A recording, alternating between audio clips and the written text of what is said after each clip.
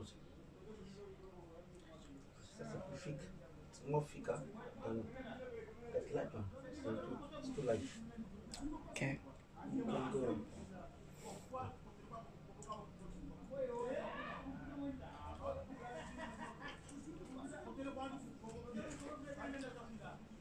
Bonjour chers téléspectateurs, amis et connaissances. Bienvenue sur Gastronomie Bantou TV avec votre présentatrice Flodène.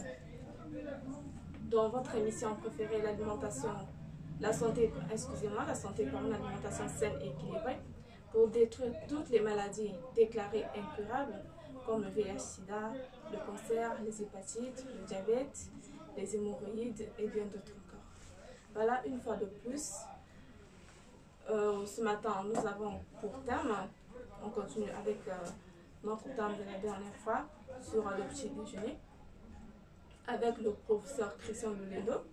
Il est là avec nous sur ce plateau pour continuer de nous édifier et nous apporter toujours des conseils sur notre façon de manger afin d'éviter certaines maladies ou encore d'éradiquer d'autres maladies.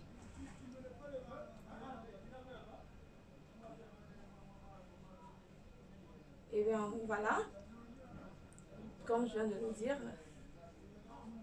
on m'accompagne ce matin, le professeur Christian Lulendo. Avec lui, on en parle un peu plus. Bonjour professeur. Bonjour Madame Flodène et merci beaucoup de m'avoir une fois de plus reçu dans votre émission préférée de santé. La santé par une alimentation saine et équilibrée. Je sais que c'est votre émission préférée.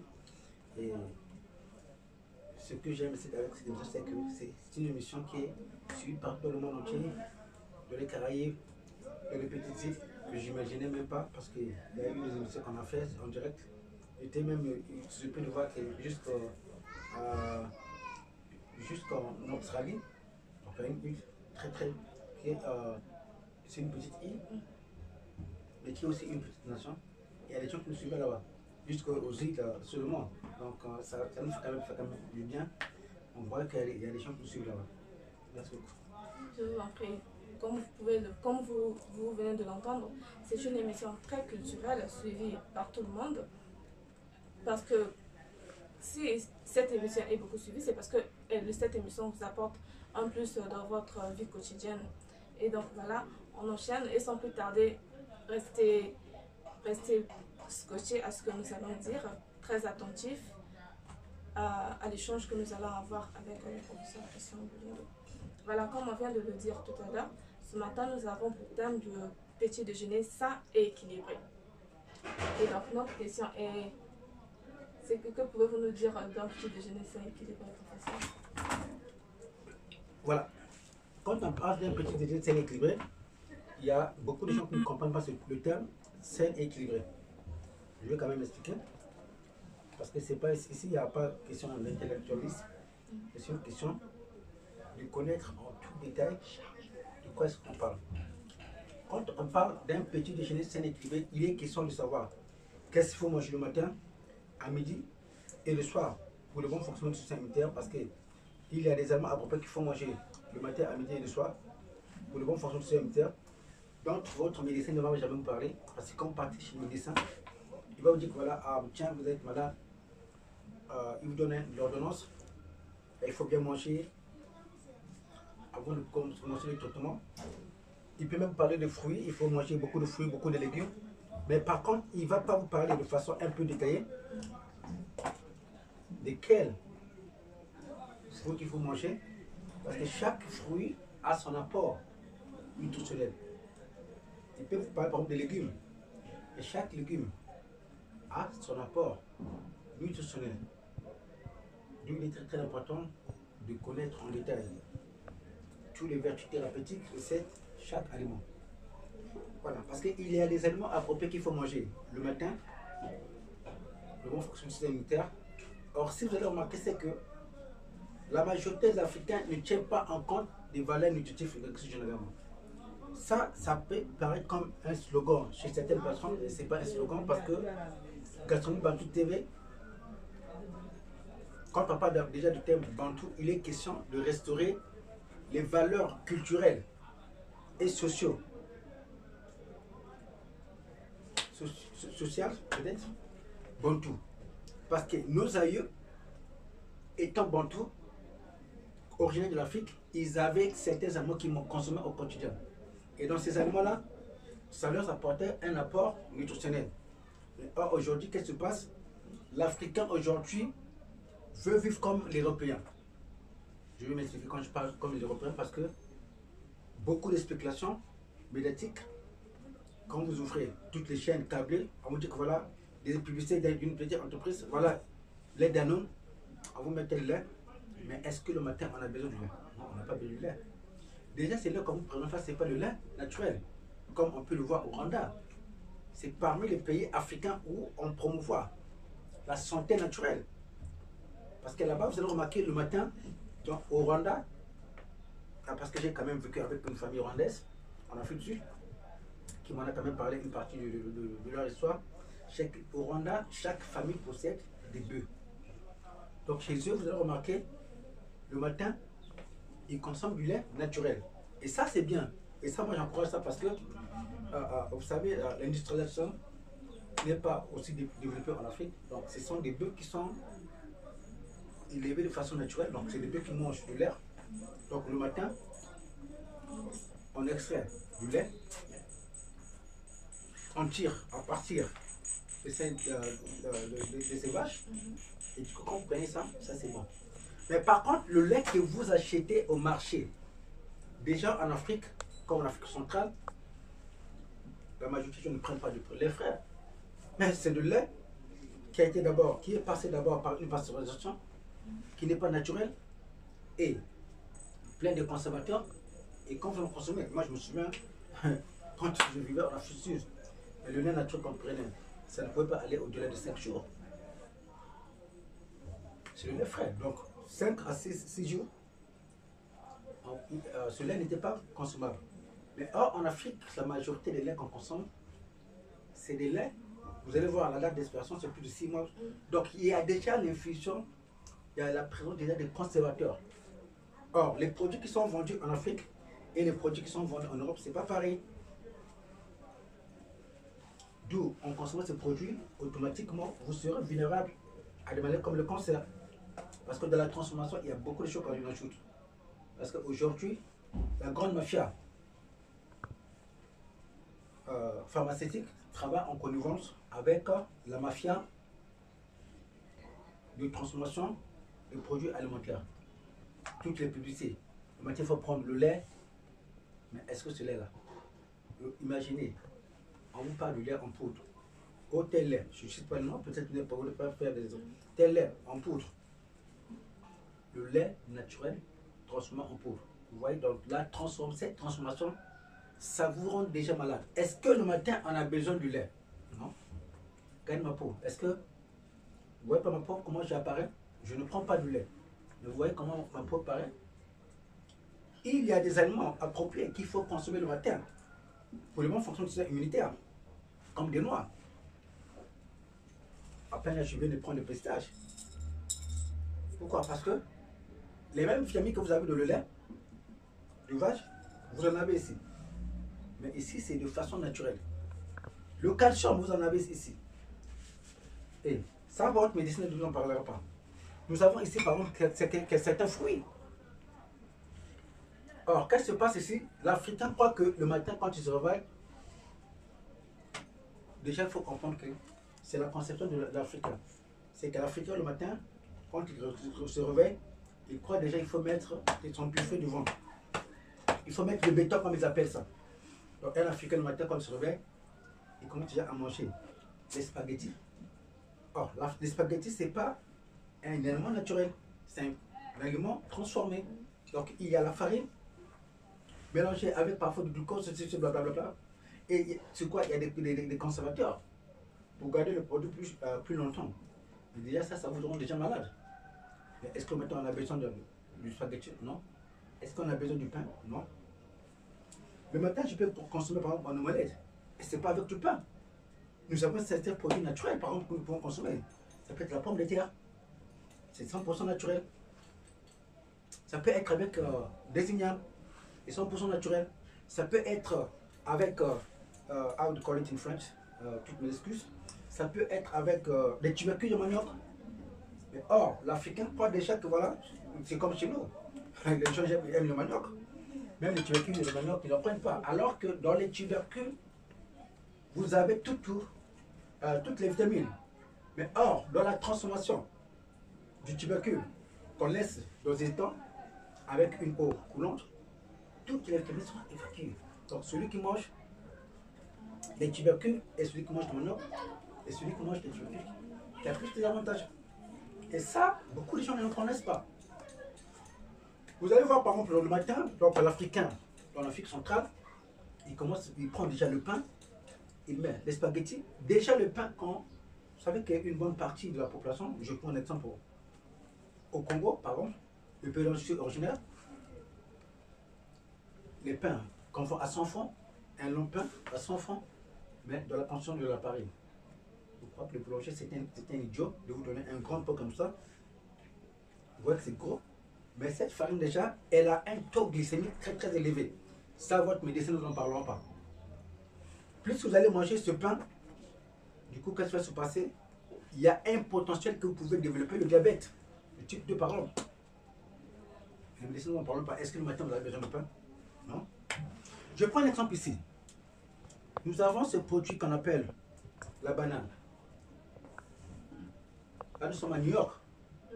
Mais, est-ce qu'à New York, on élève les bananes? Mais nous savons ici, les bananes, très riches en calcium, très riches aussi en fer. Donc, tous ceux à qui on a dit atteints du sida, ils ont besoin de consommer ceci de façon naturelle. Mais dans notre pays, où nous revenons, au Congo, on en culture presque partout. Et d'ailleurs, quand j'étais à Brazzaville, je me forme. C'est qu'à Brazzaville, on peut avoir 3 doigts de banane à 100 francs CFA. Et combien de Congolais consomment 3 doigts de banane le matin? Le matin, déjà quand il se réveille, il doit dire, ah, j'ai 500. Il doit prendre les kawa. Donc les kawa, c'est une qualité beans, called beans in French, de l'haricot. Donc ils prennent le pain à 100 francs, ils mettent les kawa à l'intérieur, ils mettent les spaghettis à l'intérieur, ils mettent la mayonnaise à l'intérieur, ils mettent du ketchup à l'intérieur. Et quand vous en consommez, est-ce que le matin vous avez besoin de ça? D'où, en mangeant ainsi, en une semaine, un mois, vous allez avoir un problème de l'indigestion, donc une constipation.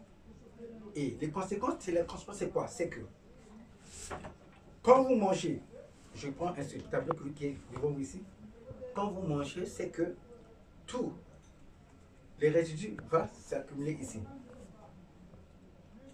Et ici, c'est la partie de l'anus. Donc votre ventre, quand vous mangez souvent du pain, le pain n'est pas digestible. Du coup, le rectum ici sera bloqué. Et l'anus, qui est cette partie-là, vous ne serez plus capable de faire une bonne digestion. Donc du coup, vous n'allez pas évacuer tous les résidus. Et quand c'est cela, c'est là que vous allez remarquer que vous allez développer les hémorroïdes. Et moi, je n'aime pas les termes hémorroïdes parce que hémorroïdes, c'est pas ça le terme approprié. Le déséquilibre alimentaire. Parce qu'aujourd'hui, au moins 80% de la population adulte congolaise, en Afrique de l'Ouest, tout comme, souffre des hémorroïdes. Parce que les hémorroïdes vous apportent une maladie. Vous faites des maladies comme la faiblesse visuelle, à cause de ce déséquilibre alimentaire. Vous avez la faiblesse sexuelle chez l'homme, donc un homme qui est là, marié, il trouve normal de ne pas toucher sa femme une semaine, 2 semaines. Est-ce que c'est normal pour un homme qui n'est pas marié, qui est marié, de ne pas toucher sa femme une semaine, 2 semaines? Non. Vous allez voir une femme mariée, mais quand sa mari se le touche, ah chérie, moi je suis fatigué. Toujours comme ça. Parfois l'homme, parfois, vous savez qu'il y a des hommes parfois qui sont comme moi, qui respectent le droit. Vous n'avez pas dit quoi là? J'ai harcelé ma femme. L'homme a besoin de sa femme aujourd'hui. Demain c'est ça. Après je vais dire quoi? Tiens, on doit l'embêter. Il est obligé de sortir.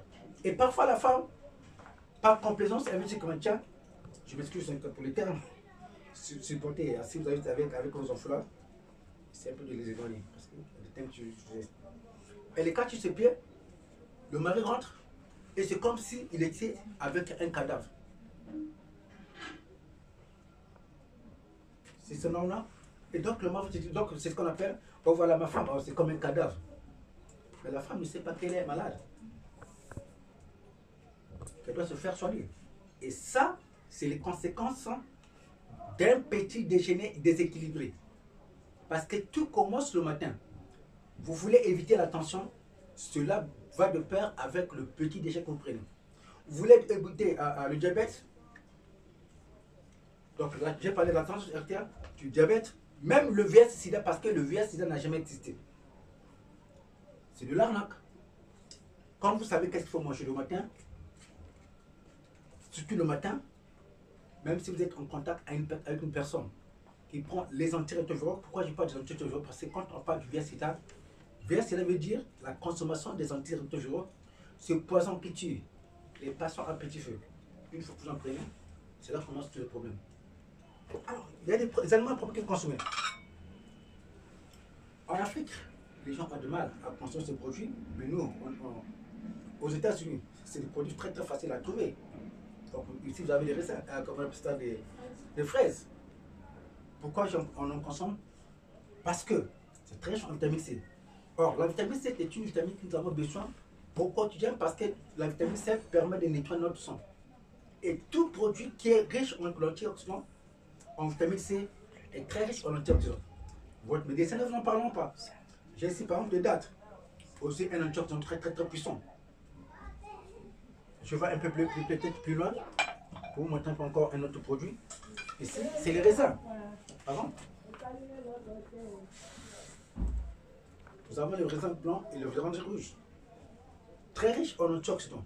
Mais votre médecin ne va pas vous en parler. Il va juste vous dire qu'il faut consommer beaucoup de fruits, beaucoup de légumes.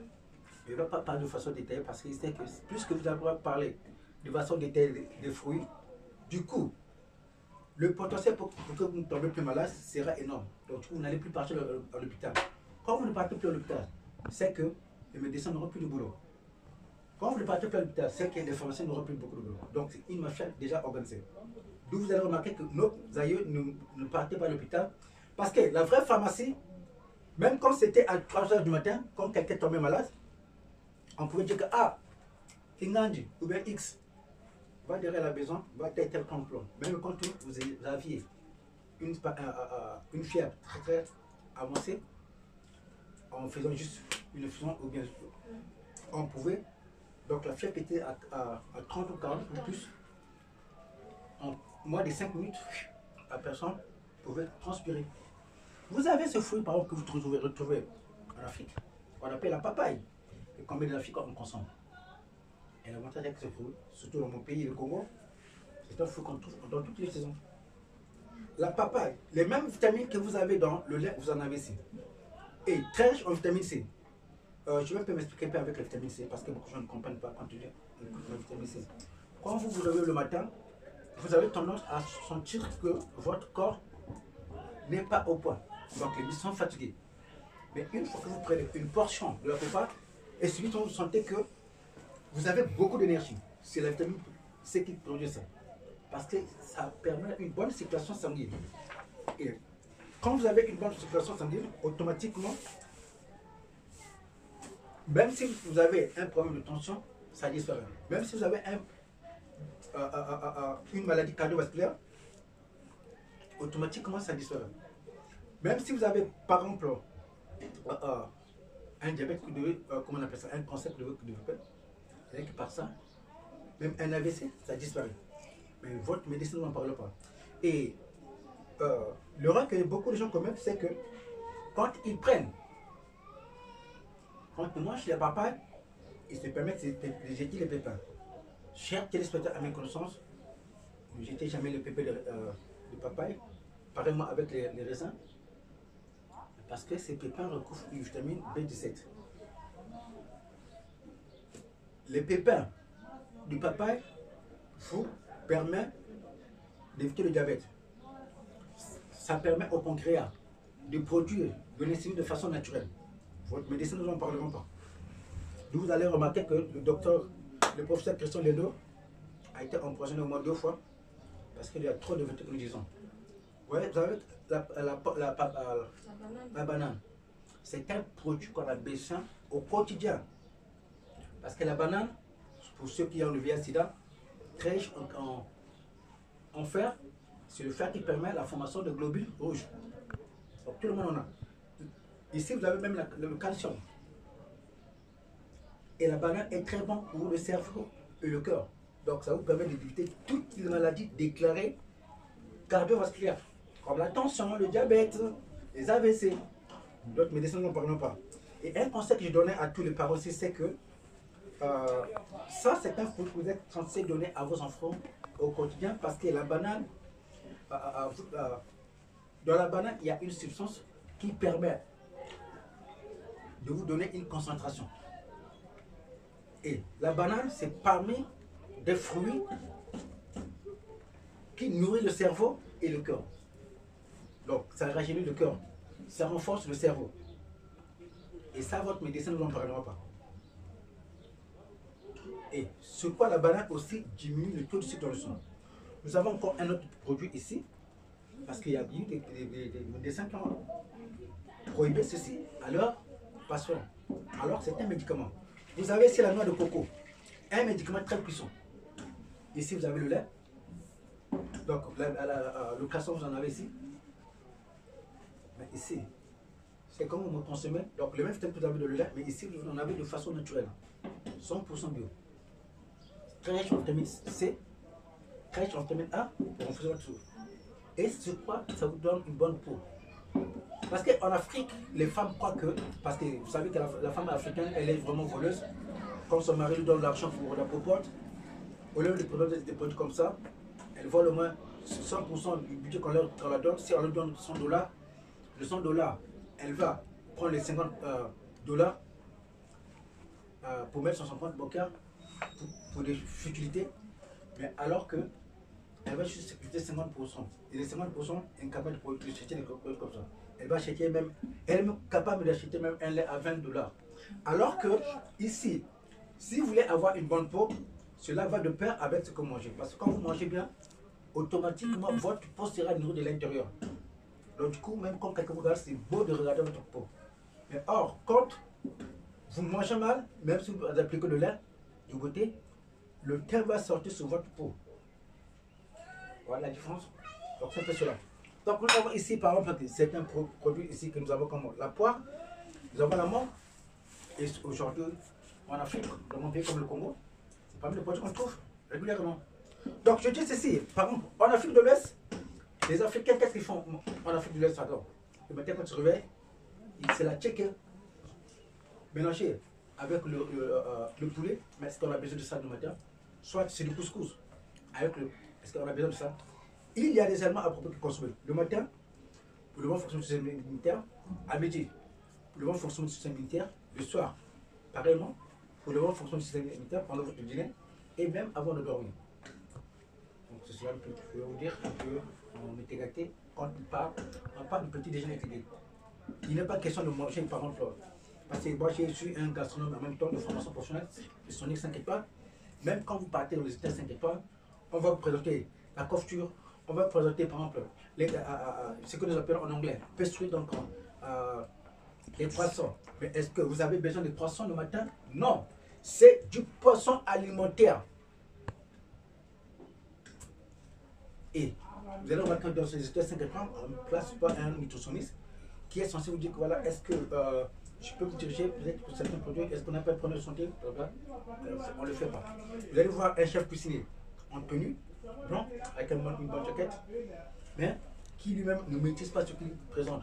C'est le décor, ce n'est pas le décor qu'on a besoin, mais c'est l'apport nutritionnel quotidien. Donc, il est très très important de savoir ce que vous mangez le matin, parce que chaque aliment sain équilibré est un médicament pour l'organisme. Et je sais que je pourrais vous dire un peu en tout cas. Excusez-moi d'avoir pris votre temps. Si j'ai débordé par rapport à votre temps, je m'excuse, mais il fallait quand même un peu intervenir ici pour éclaircir les différents sujets. J'ai deux fruits que je n'ai pas présentés, toutes mes excuses, mais je suis obligé. Hein.